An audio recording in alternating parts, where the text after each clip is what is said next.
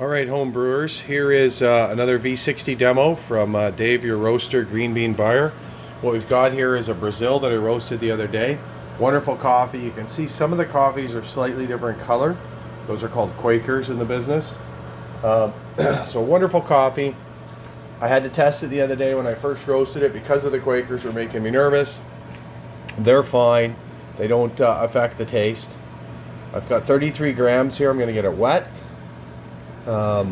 You can see the coffee's blooming. It's 3 days since it was roasted, so it's a little less fresh than the one I did the other day. I've also switched to an inexpensive digital scale so everyone can know. I've got a decanter kettle here. These aren't very much. I've got the V60 Hario and the V60 filter. They're also not very much money. So this type of system isn't very expensive. You need a kettle. It's best if you have a gooseneck on the kettle so you can control it. And I'm pouring to the right and adding a bit of coffee. You can be all high-tech, just like a coffee shop, and have the scale track the water. Say at 30 seconds, I'm going to add the first 50 grams, and so on and so on. Here is the Brazilian coffee I did the other day. We do use the window so that people can see the quality of the coffee. You're looking for whole beans, not chunks, not pieces. That's the cheap stuff. Lower grade coffee will have insect damage or partial beans, and they usually hide that by dark roasting.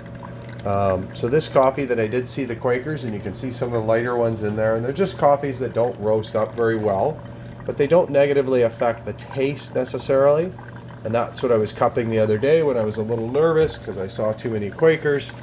And that happens with coffee. It does change from bag to bag sometimes a little bit. So we do have the expensive scale you can use, a scale with timer and all that kind of stuff, not necessary. The other thing about this coffee is you'll notice our labels all have the roast date right on it. So roast date's important. Coffee is best consumed within 30 days of roasting, and it's best that it's fresh green coffee from that year's harvest, and not an old coffee that's maybe, some coffees don't do well after a few months. So this coffee, quite a fantastic coffee, single origin Brazil. Was roasting it the other day, had a wonderful experience. There's a gentleman at the till ordering a couple drinks and waiting a second, so I gave him a sample bag like this. And I knew he had an accent, but anyways, he's from the place in Brazil that this coffee comes from, and he was pretty dumbfounded, and so was I. So what I did was 33 grams. I'm pouring to the right. I'm using my kettle. I've heated up the vessel that I'm brewing into, the decanter, and you can use sake containers are nice for this if you're doing just a single cup. We sell them because they're heat temperature friendly. They're tempered glass. The other thing you want to think about when you're drinking your coffee is you need a big coffee cup with a big mouth in it. It needs to be a nice big coffee cup. If you are to use a small mouth coffee cup, the coffee isn't going to allow for those aromas to vent off the coffee. And when you're sipping your coffee, you want to be able to get your beak or your nose into the coffee while you're sipping. And if you sip like you got a hot soup, you'll find you'll have a lot more flavor profiles come out of you. And that's how we cup coffee, as we slurp it off a silver plated spoon. But it would be more like sipping a hot a hot soup. You get a lot more flavor. So again, inexpensive scale. Hario V60 filter, Hario V60 ceramic pour over system with the proper filter and the kettle, and that's all you really need. A decanter and then a kettle, and it's pretty simple. Don't spend your money on a big espresso machine. You know, we use a commercial espresso machine, but let's be honest, it has to warm up. That takes a couple bucks worth of electricity. And then you got to toss out the first shot or two when you make it because it doesn't taste right.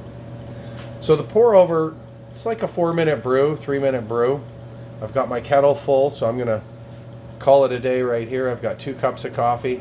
If you can keep them warm, it's great. What we do often is we use the cup warmer space on top of the espresso machine. Sometimes if I'm in my house, I'll use a little warmer kettle on the stove, the little warm element, and keep the coffee slightly warm. You don't want to cook your coffee. Cook your chili, cook your soup, but don't cook your coffee. So try and keep them off heat if you can.